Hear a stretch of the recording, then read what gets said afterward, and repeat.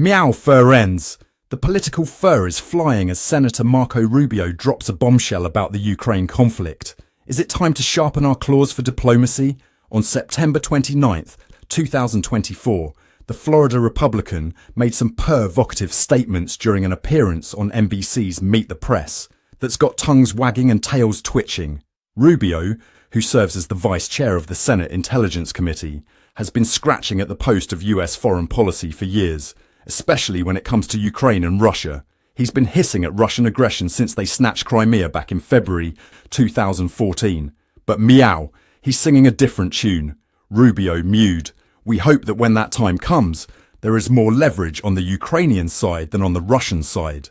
It's a real catastrophe trying to untangle this political ball of yarn.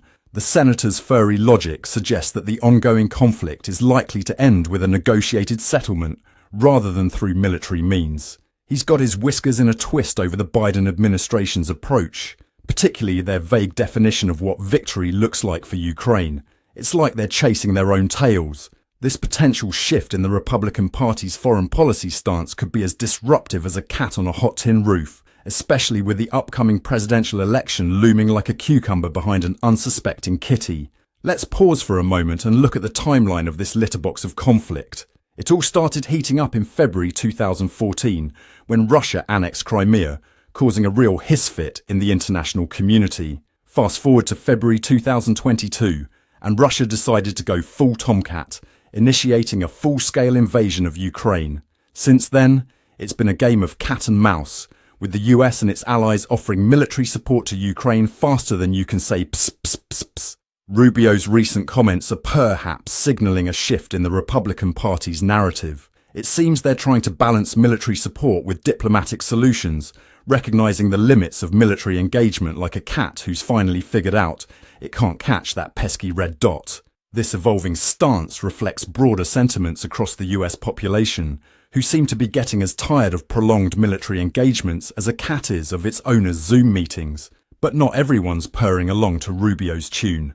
Vice President Kamala Harris has been scratching back, warning that proposals for Ukraine to make territorial concessions would be like giving catnip to Russia. During a meeting with Ukrainian President Volodymyr Zelensky, she hissed that ending the war at Ukraine's expense is simply not an option. It's clear the fur is really flying between different factions in Washington. The implications of this conflict stretch far beyond Ukraine's borders, affecting everything from global energy prices to food security. It's like someone's knocked over the world's milk bowl. Wheat prices have risen approximately 47% since the war began, and Ukraine's grain production has fallen by up to 50%. That's enough to make any cat's tail puff up. As of late 2023, the US has coughed up more than $54 billion in security assistance to Ukraine since 2014, with about $51.2 billion of that allocated since Russia's invasion in February 2022. That's more than enough to buy every cat in America a lifetime supply of premium kibble. If you're feline curious about the latest developments in this story, make sure to subscribe and leave your thoughts in the comments below. After all, cats may have 9 lives, but we've only got one chance to stay informed about these important global issues. In the end, whether through negotiation or continued conflict, the resolution of this crisis will have far-reaching consequences for international relations, global economics, and the lives of millions. As we watch these events unfold, one thing's for certain: in the complex world of geopolitics, there's more than one way to skin a cat. I'm Ron DeParmesan, and this has been another Newscat special report. Meow!